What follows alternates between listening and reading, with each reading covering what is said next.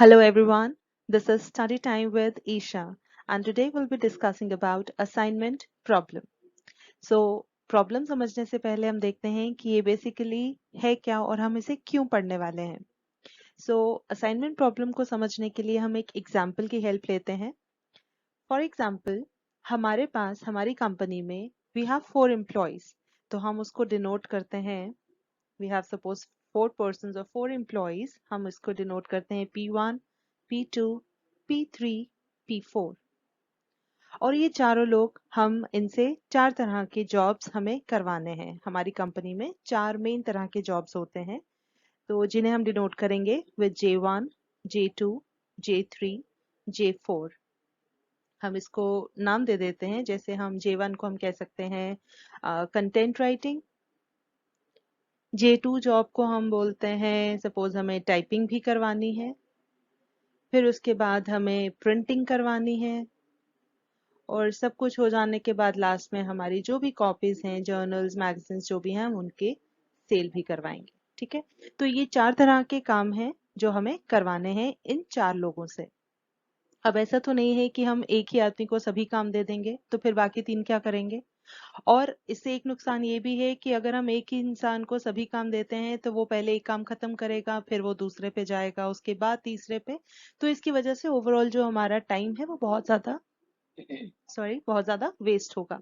तो हमारी basically assignment problem कहती है कि हमें हर एम्प्लॉय को, हर पर्सन को एक एक जॉब असाइन करनी है और इस तरह से असाइन करनी है कि हमारी ओवरऑल टाइम बचे, ओवरऑल रिसोर्सेज बचें.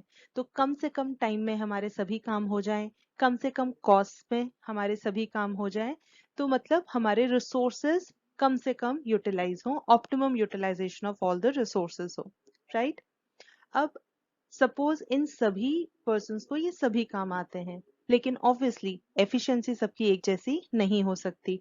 हो सकता है person 1 does content writing better than rest of the employees, person 2 does typing better than rest of the employees, person 3 does printing better as compared to other jobs, and person 4 does sales as compared to other jobs. आते चारों काम है चारों को, लेकिन सबकी efficiency अपने अपने अलग अलग है. तो हमें वही चीज देखनी है कि हम किसको क्या काम दे कि हमारे रिसोर्सेज बचे. So basically this is assignment problem, assignment और एलोकेशन प्रॉब्लम, किसको क्या काम दे. ठीक है. अब अगर हमारे पास नंबर ऑफ एम्प्लॉयज कम है, नंबर ऑफ जॉब्स कम है, तो हम over a period of time with experience हम समझ आते हैं कि कौन कौन सा काम ज्यादा बेटर करता है. लेकिन as this number increases, as the number of employees increases, as the number of jobs increases, तो मैनुअली ये चीजें कर पाना पॉसिबल नहीं है. तो उसके लिए फिर हमारे पास एक बहुत ही अच्छा मेथड है, that is called Hungarian assignment method. ये नाम अच्छे से याद कर लीजिए क्योंकि हमारा पूरा चैप्टर इसी मेथड से चलेगा. सो हंगेरियन असाइनमेंट मेथड, इसको हम शॉर्ट में abbreviation we can write it as HAM, HAM, Hungarian assignment method. अब यहाँ पर एक चीज आपको और ध्यान देनी है, अगर तो जितनी जॉब्स हैं उतने ही लोग हैं तो हमारे पास कोई प्रॉब्लम नहीं आएगी, उसे हम बोलते हैं बैलेंस्ड असाइनमेंट प्रॉब्लम. ठीक है, 1 पर्सन 1 जॉब, तो हम इसे बैलेंस्ड प्रॉब्लम बोलेंगे. लेकिन कभी ऐसा भी हो सकता है हमारे पास we have less number of persons to do more number of jobs, और we have more number of persons and less number of jobs. तो जहां पर ये दोनों बराबर नहीं होंगे हम उसे बोलेंगे अनबैलेंस्ड प्रॉब्लम.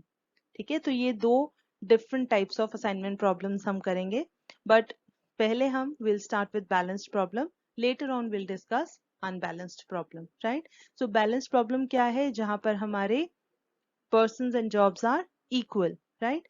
हम इनको प्रेजेंट करते हैं मैट्रिक्स की फॉर्म में, जहां पर will be having rows and columns. तो जहां पर नंबर ऑफ रोज और नंबर ऑफ कॉलम्स बराबर होंगे हम उसे बोलेंगे बैलेंस्ड प्रॉब्लम, और जहां पर रोज और कॉलम्स बराबर नहीं होंगे उसे हम बोलेंगे अनबैलेंस्ड प्रॉब्लम. राइट.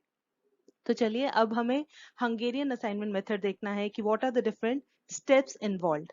तो हम स्टेप्स पहले नहीं पढ़ेंगे, हम क्वेश्चन की हेल्प से ही हम जब सॉल्व करना स्टार्ट करेंगे तो साथ साथ में ही सभी स्टेप्स भी डिस्कस करेंगे. राइट. तो चलिए बढ़ते हैं हम अपनी एग्जाम्पल की तरफ. See, the example is solve the following assignment problem for optimal solution using Hungarian assignment method. नहीं भी लिखा हो तो भी हमें यही मेथड यूज करना है, लेकिन हम जब भी क्वेश्चन करेंगे हम ये नाम जरूर मेंशन करेंगे ताकि आप जब बार बार ये नाम पढ़ेंगे तो आपको ये नाम याद हो जाएगा, राइट? अब असाइनमेंट प्रॉब्लम सॉल्व करनी है for optimal solution. Optimal solution का मतलब है कि हमें मिनिमम वैल्यू निकालनी है। अगर हमें टाइम गिवन है, time taken by different persons for doing different jobs, तो हमें मिनिमम टाइम कैलकुलेट करना है। अगर आपको कॉस्ट गिवन है तो हमें मिनिमम कॉस्ट कैलकुलेट करनी है, राइट? तो हमें ऑप्टिमल सॉल्यूशन फाइंड आउट करना है, ठीक है? अब देखिए हमारे पास क्वेश्चन में ये आपके सामने टेबल है। In rows we have workers and in columns we have jobs. We have 4 workers, worker 1, worker 2, worker 3 and worker 4, and we have 4 jobs A, B, C, D. ठीक है? अब ये जो मैट्रिक्स में डिफरेंट वैल्यूज हैं, ये corresponding values हैं जो हमें बताती हैं कि कौन सा वर्कर कौन सी जॉब करेगा, तो वो कितने टाइम में करेगा। फॉर एग्जाम्पल अगर हम देखते हैं वर्कर 1 ये जॉब A परफॉर्म करेगा इन 45 मिनट्स। उसी तरह से worker 1 will perform job B in 40 minutes. Worker 1 will perform job C in 51 minutes and job D in 67 minutes. ठीक है? इसी तरह से worker 2 will perform job A in 57 minutes, job B in 42 minutes and likewise. तो ये जो आपके table matrix में जो सारी वैल्यूज गिवन है ये बताती हैं कि कौन सा वर्कर कौन सी जॉब कितने टाइम में करेगा, और हमें फाइंड आउट करना है कि हम कौन से वर्कर को कौन सी जॉब असाइन करें जिससे कि हमारे मिनिमम टाइम में ये सभी काम कंप्लीट हो जाएं, राइट? तो चलिए स्टार्ट करते हैं हमारा मेथड जो है हंगेरियन असाइनमेंट मेथड। तो स्टेप 1, फर्स्ट स्टेप इसमें आता है रो रिडक्शन। अब आपको ये स्टेप्स याद रखने हैं। शुरू में हो सकता है आपको थोड़ा सा कंफ्यूजिंग लगे या थोड़ा सा कॉम्प्लेक्स लगे, but this is very simple. आप 2-3 क्वेश्चन भी प्रैक्टिस करेंगे तो आपको स्टेप्स बहुत इजीली याद हो जाएंगे, ठीक है? तो चलिए साथ साथ में आप भी प्रैक्टिस करते जाएंगे, क्वेश्चन सॉल्व करते जाएंगे, बट पहले आप समझिए। पहला स्टेप है आपका रो रिडक्शन। रो रिडक्शन में हमें क्या करना है, हम हर एक रो को एक एक करके कंसिडर करेंगे, उस रो में से स्मॉलेस्ट एलिमेंट लोकेट करेंगे और उस स्मॉलेस्ट एलिमेंट को बाकी की सभी वैल्यूज में से माइनस करेंगे। ओके ओके, कंफ्यूज नहीं होना है, हम साथ साथ सॉल्व करते हैं। चलिए यहाँ पर पहले हम टेबल बना लेते हैं। अब I am not writing worker and job, I am simply writing the numbers. These are the workers and these are the jobs. तो हमने क्या कहा, अभी रो रिडक्शन के लिए हमें क्या करना है, हमें हर एक रो में स्मॉलेस्ट एलिमेंट लोकेट करना है। तो आप कीजिए, पहली रो में स्मॉलेस्ट एलिमेंट इज 40, दूसरी रो में smallest element is 42, third row में स्मॉलेस्ट एलिमेंट इज 48 और फोर्थ रो में स्मॉलेस्ट एलिमेंट इज 41, राइट? ये हमने स्मॉलेस्ट एलिमेंट लोकेट कर लिए।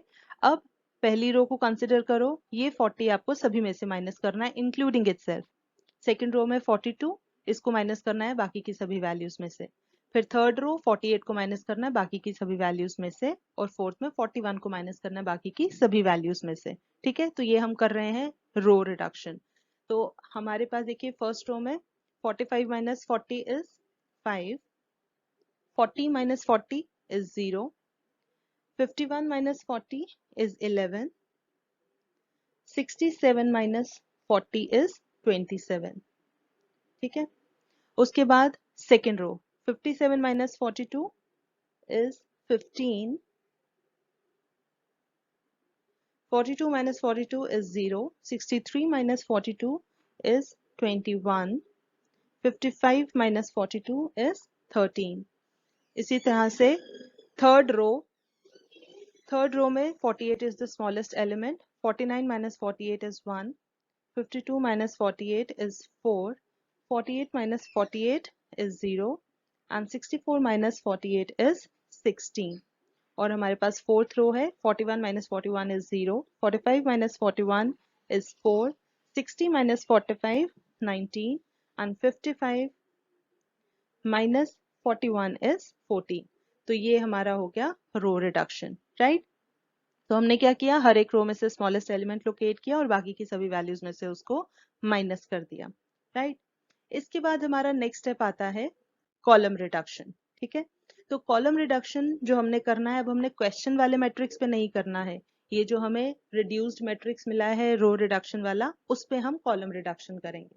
ठीक है, तो चलिए अब कॉलम रिडक्शन के लिए हमने सेम चीज करनी है जो हमने रो के लिए किया, अब हम कॉलम के लिए करेंगे। राइट, तो स्टेप 2 इज कॉलम रिडक्शन।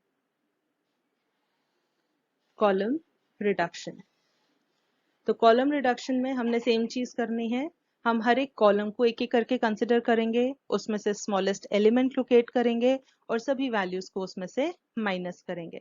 तो हम देख लेते हैं, फर्स्ट कॉलम में 0 इज द स्मॉलेस्ट वैल्यू, दूसरे कॉलम में भी 0 इज द स्मॉलेस्ट, कोई भी 0 ले लीजिए, थर्ड में भी वी हैव 0, फोर्थ कॉलम में स्मॉलेस्ट इज 13।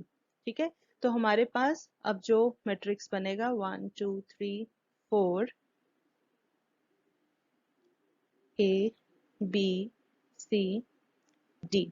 ठीक है, अब हमारे पास फर्स्ट कॉलम में 0 है, तो 0 अगर माइनस करेंगे बाकी की वैल्यूज में से, values will remain the same, 5 15 1 0। Second column में भी 0 0 4 4।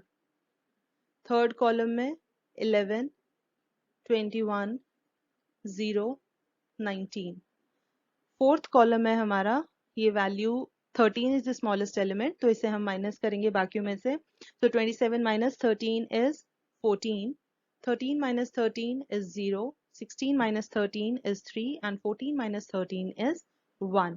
तो ये हमारा आ गया कॉलम रिडक्शन मैट्रिक्स। अब इसके बाद नेक्स्ट है,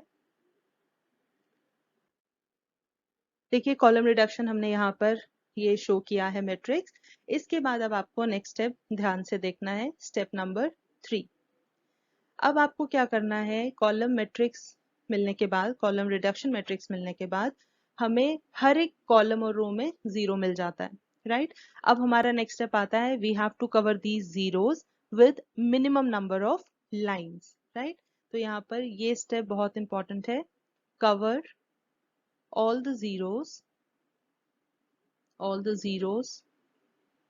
with minimum number of lines. This minimum word is very important, minimum number of lines।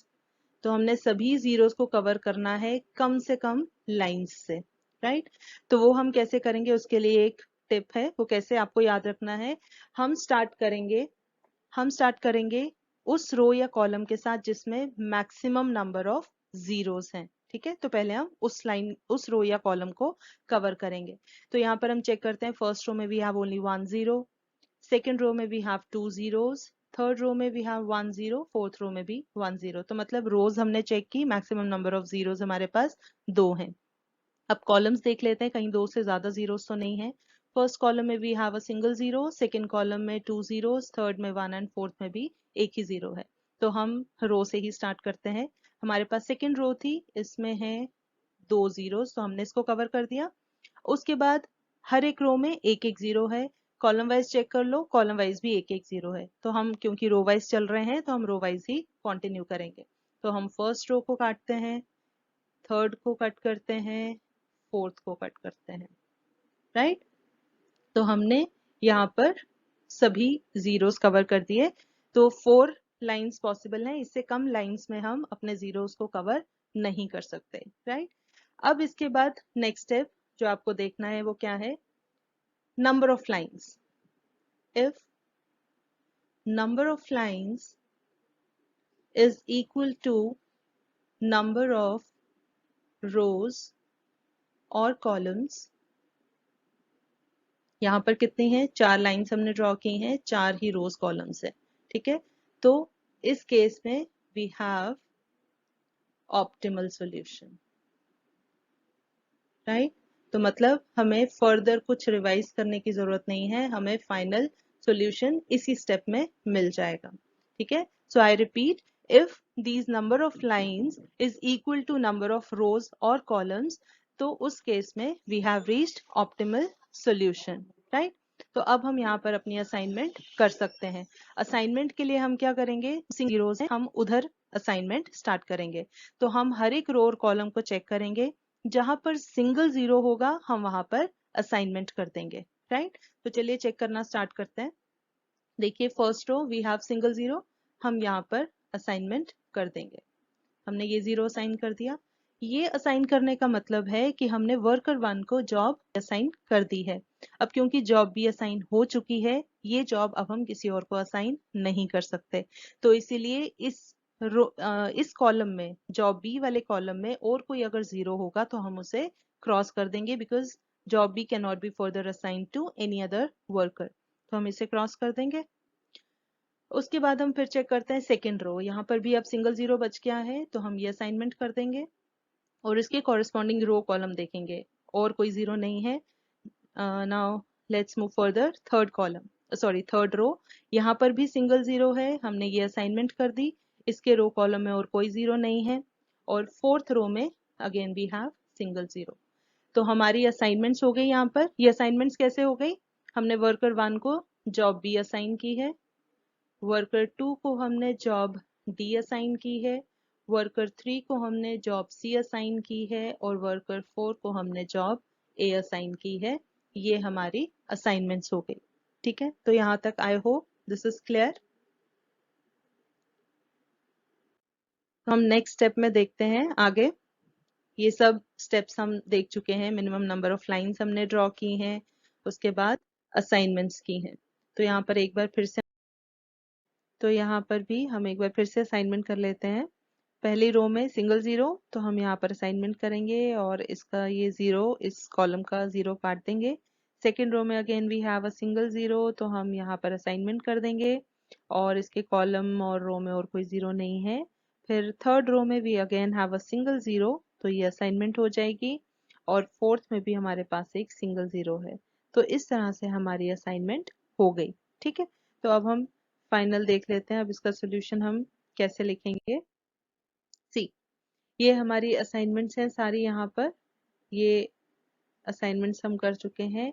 यही असाइनमेंट्स हमने यहाँ पर लिखी हैं।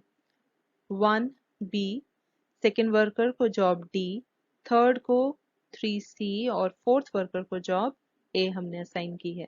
अब किसने कितना टाइम लेना है तो वो हम कैसे देखेंगे, यहाँ पर तो जीरो जीरो है, तो हम यहाँ टाइम टेकन कैसे लिखेंगे कि जॉब वर्कर वन जो है वो जॉब बी करने में कितना टाइम लेता है।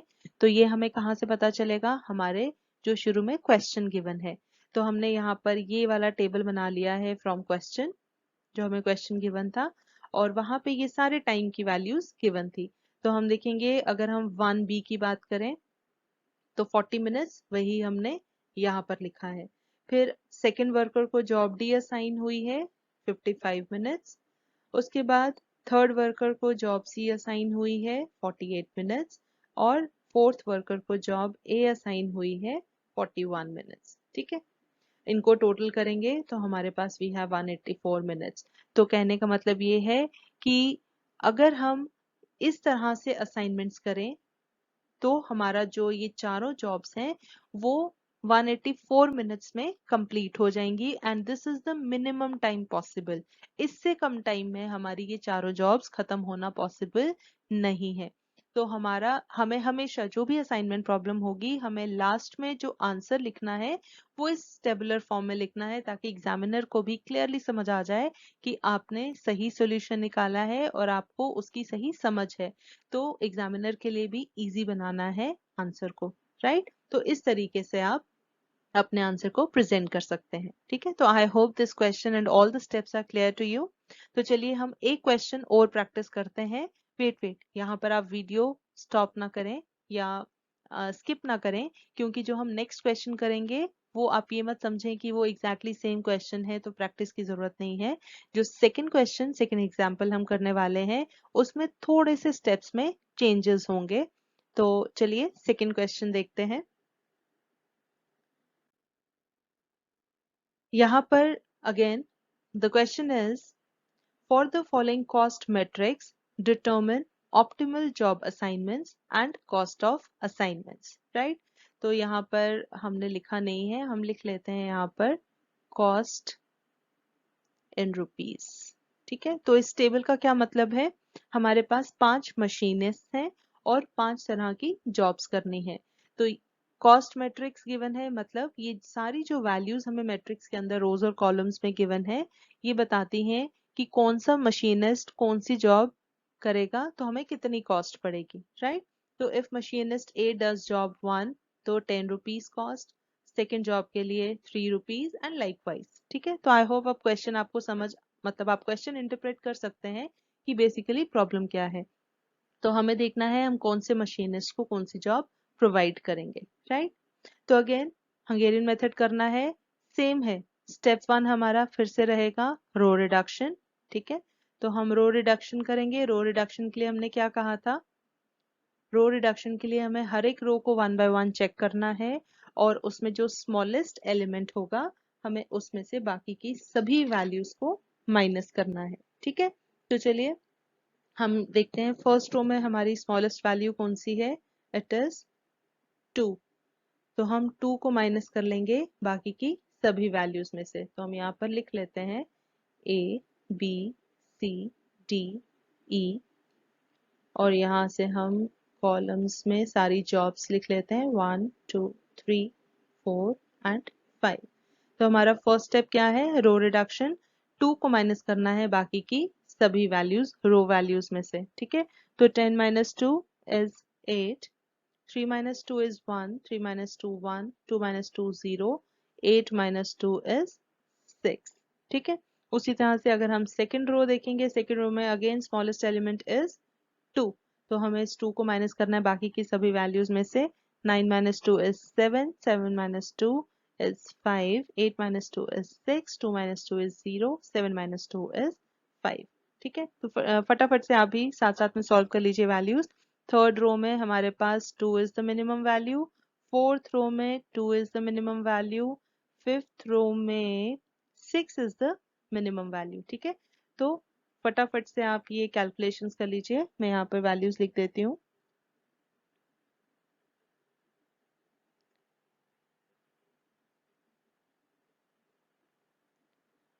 फोर्थ रो में 3 minus 2 is 1, 5 minus 2 is 3, 8 minus 2 is 6, 2 minus 2 0, 4 minus 2 is 2।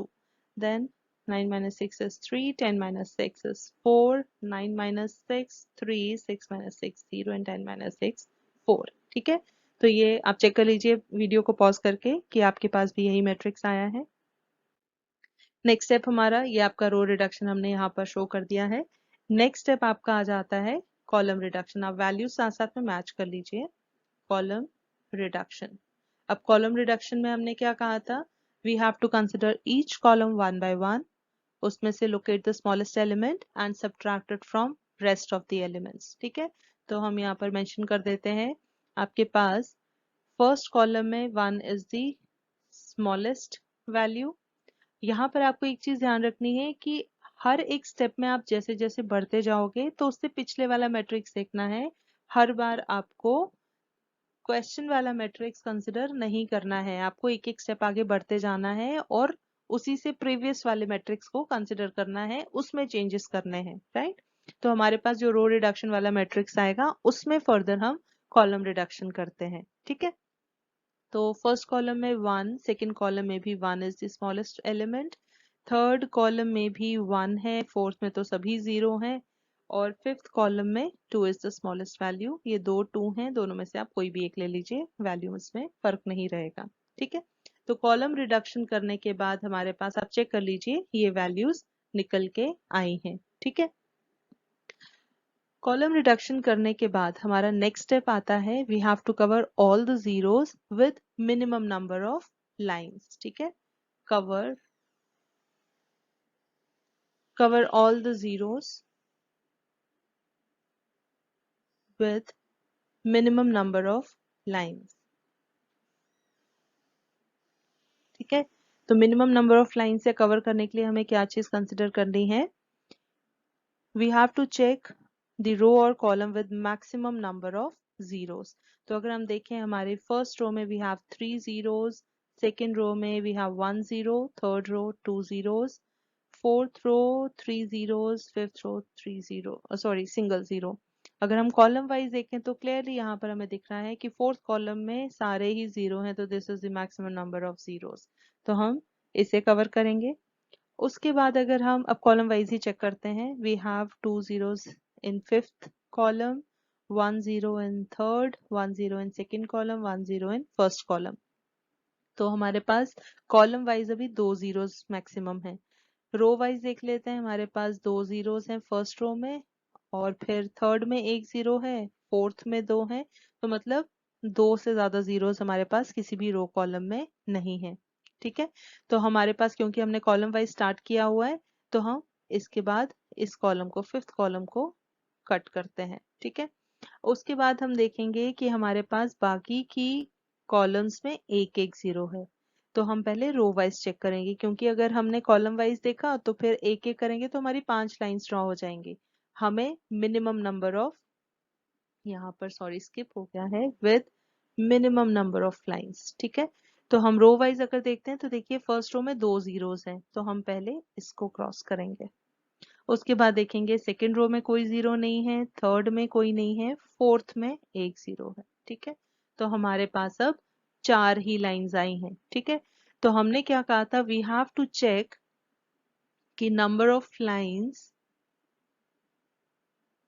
बराबर होनी चाहिए नंबर ऑफ रोज और कॉलम्स के। ठीक है, बट यहाँ पर इक्वल नहीं है। ठीक है, यहाँ पर हमारे पास नंबर ऑफ लाइंस 4 है और रोज कॉलम्स हमारे पास 5 है। तो जब ये बराबर नहीं आते हैं, इसका मतलब हमारा सॉल्यूशन ऑप्टिमल नहीं है, नॉट ऑप्टिमल सॉल्यूशन, राइट।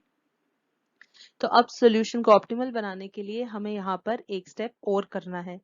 पिछले क्वेश्चन में हमने क्या किया था, हमने जब लाइंस ड्रॉ की तो हमने देखा लाइंस और नंबर ऑफ रोज कॉलम्स बराबर है, तो हमने असाइनमेंट्स करना स्टार्ट कर दी। यहाँ पर क्योंकि लाइंस बराबर नहीं है, तो हमें पहले यहाँ पर हमारे क्वेश्चन को थोड़ा सा मॉडिफाई करना पड़ेगा। अब वो मॉडिफिकेशन कैसे होती है, हमें क्या करना है, देखिए यहाँ पर ये सब ड्रॉ किया हुआ है। यहाँ पर हम क्या करेंगे, हमें लाइंस ड्रॉ करने के बाद अब देखना है जितने भी ये अनकवर्ड एलिमेंट्स हैं, अनकवर्ड मतलब जिन नंबर्स के ऊपर कोई लाइन नजर नहीं आ रही है, जैसे कि सेकंड रो में है हमारे पास 6 4 5, थर्ड में है 4 2 3 और फिफ्थ में है 2 3 2। ठीक है, तो जितने भी अनकवर्ड एलिमेंट्स हैं उनमें से हमें स्मॉलेस्ट एलिमेंट लोकेट करना है। ठीक है, I repeat, locate smallest element. ये 2-3 स्टेप्स हैं यहाँ पर जो आपको याद रखने हैं। Locate smallest element among the uncovered elements, among the uncovered elements and subtract it from them। ठीक है, subtract it from them। ठीक है, इसी स्मॉलेस्ट एलिमेंट को, ये जो पॉइंट ऑफ इंटरसेक्शन है, ये ध्यान से सुनिए, पॉइंट ऑफ इंटरसेक्शन कहाँ पर हो गया, जहां पर हमारी दो लाइंस कट करेंगी। जैसे कि हमारा ये फर्स्ट रो में ये 0 है, यहाँ दो लाइंस कट हो रही हैं, फिफ्थ यहाँ पर भी 4 है, तो ये इंटरसेक्शन पॉइंट है। फिर फोर्थ रो में हमारे पास, फोर्थ रो फोर्थ कॉलम में इंटरसेक्शन पॉइंट है, और हमारे पास फोर्थ रो में फिफ्थ कॉलम इंटरसेक्शन पॉइंट है। ठीक है, बस हमारे पास इंटरसेक्शन पॉइंट्स यही है, बाकी हमारे जितने नंबर्स हैं उनके ऊपर एक सिंगल लाइन है। तो जितने पॉइंट ऑफ इंटरसेक्शन है वहां पर हमें ये ऐड करना है। Add this smallest element at the point of intersection, at the point of intersection। ठीक है, और बाकी के नंबर्स एज इट इज रहेंगे। तो ये स्टेप हमारे पास क्या है, आपको क्या चीज समझनी है कि हमारे पास जब हमारी number of lines are not equal to number of rows और कॉलम्स, तो हमें क्या करना है, जितने भी अनकवर्ड एलिमेंट्स हैं उनमें से सबसे छोटा एलिमेंट लोकेट करना है, उनमें से बाकी जितने अनकवर्ड एलिमेंट्स हैं उसमें से वो स्मॉलेस्ट एलिमेंट माइनस करना है, सब्ट्रैक्ट करना है, इंक्लूडिंग इटसेल्फ। उसके अलावा जो पॉइंट ऑफ इंटरसेक्शन है वहां पर वो स्मॉलेस्ट एलिमेंट ऐड करेंगे। और जहां पर सिंगल लाइन है उन एलिमेंट्स को हम नहीं छेड़ेंगे। ठीक है, तो यहाँ पर हम समझते हैं कि इस चीज को कैसे करना है। फॉर एग्जाम्पल हम यहाँ पर ABCDE यहाँ पर आपको शो कर देते हैं।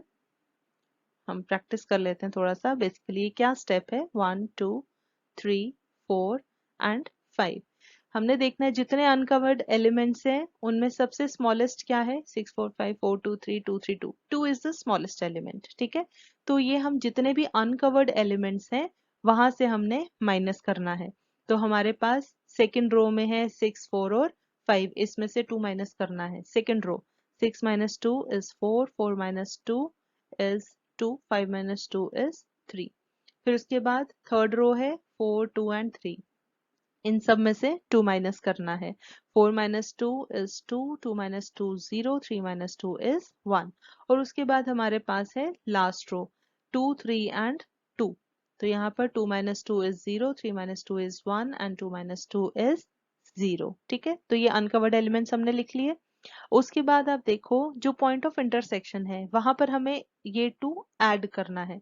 तो पॉइंट ऑफ इंटरसेक्शन हमने कहा था A4 पे 0 plus 2 is 2। फिर उसके बाद 4 plus 2 is 6। उसके बाद पॉइंट ऑफ इंटरसेक्शन है हमारा यहाँ पर भी है D4 पे। D4 पे 0 है, 0 plus 2 is 2 एंड D5 पर 0 plus 2 is 2।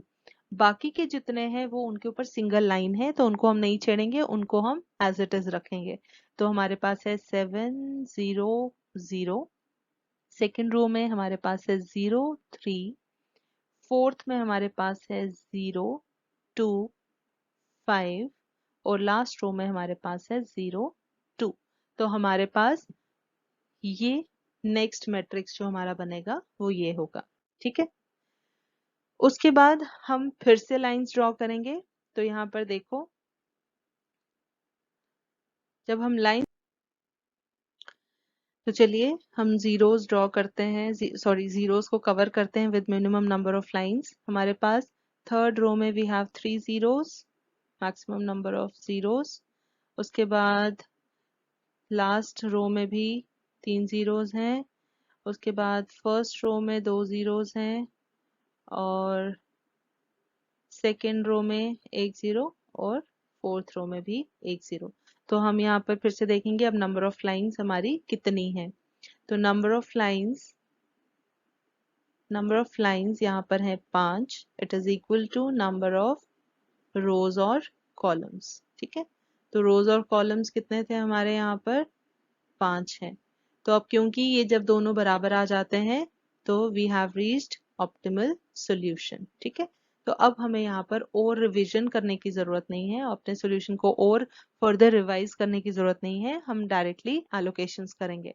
अब वो एलोकेशंस कैसे करनी है, हमने कहा था कि हम हर एक रो और कॉलम में देखेंगे कहाँ पर सिंगल जीरो है, जहां सिंगल जीरो होगा हम वहां पर असाइनमेंट कर देंगे। ठीक है, तो देखिए फर्स्ट रो में हमारे पास 2 जीरो हैं, हम यहाँ असाइनमेंट अभी नहीं कर सकते। सेकेंड रो में वी हैव सिंगल जीरो, हम यहाँ पर असाइनमेंट कर देंगे। ठीक है, अब क्योंकि ये फोर्थ जॉब और किसी को नहीं मिल सकती तो इसके कॉरेस्पॉन्डिंग इस कॉलम या रो में जितने जीरोस होंगे हमने वो सब क्रॉस कर देने हैं। ठीक है, चलिए अब आते हैं थर्ड रो में। यहाँ पर एक तो कट गया लेकिन 2 जीरोस हैं तो हम यहाँ असाइनमेंट नहीं कर सकते। फोर्थ रो में आइए, यहाँ सिंगल जीरो है, हम यहाँ असाइनमेंट करेंगे और इसके कॉरेस्पॉन्डिंग ये इस कॉलम में जो और जीरोस हैं कहीं पर वो हम काट देंगे। ठीक है, फिर अब देखिए फिफ्थ रो में अब एक सिंगल जीरो बच गया, हम यहाँ असाइनमेंट करेंगे और इसके कॉरेस्पॉन्डिंग देखेंगे इसकी रो में बाकी 2 जीरो कट गए हैं और कॉलम में 1 जीरो है, हम इसे भी काट देंगे। ठीक है, तो अब हम देखेंगे फर्स्ट रो में ये जीरो कट गया, अब एक ही जीरो रह गया, तो हम यहाँ असाइनमेंट करते हैं। इसके कॉरेस्पॉन्डिंग देखिए इस कॉलम में ये 1 जीरो है, हम इसे काट देंगे। अब इस रो में एक ही जीरो बच गया। ठीक है, तो हमने देखा फर्स्ट रो में भी असाइनमेंट हो गई, सेकंड में हो गई, थर्ड में हो गई, फोर्थ में हो गई, फिफ्थ में भी हो गई। ठीक है, तो किस तरह से असाइनमेंट्स हुई, ए मशीनिस्ट को हमने दी है जॉब 2, बी को हमने जॉब दी है 4, सी को असाइन किया है 5, डी को असाइन किया है 1 और ई को असाइन किया है 3। ठीक है, तो हमारे पास ये असाइनमेंट्स हो गई। तो हम यहाँ पर नेक्स्ट स्टेप में, यहाँ नेक्स्ट स्लाइड में देख लेते हैं। यहाँ पर ये सारी असाइनमेंट्स की हुई हैं। अब असाइनमेंट्स तो हमने कर दी, लेकिन हमें टोटल कॉस्ट या टोटल टाइम भी तो कैलकुलेट करना है। तो वो कैसे कैलकुलेट करेंगे, क्योंकि असाइनमेंट्स हमने 0 0 को की हैं।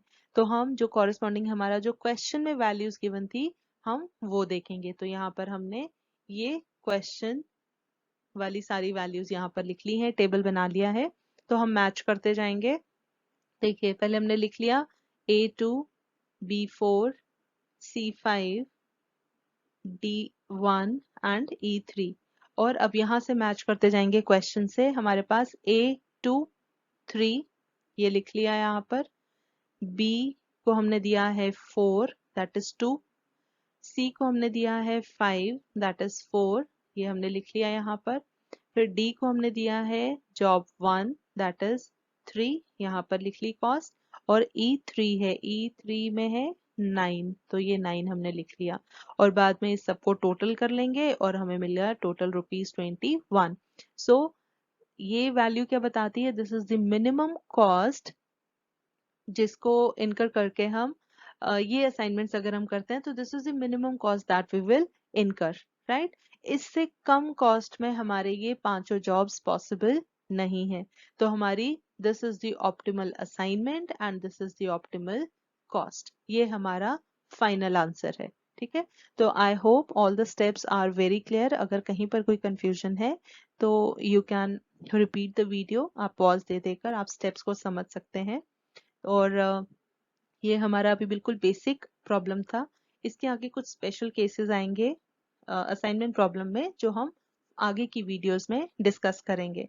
तो I hope you like this today's lecture.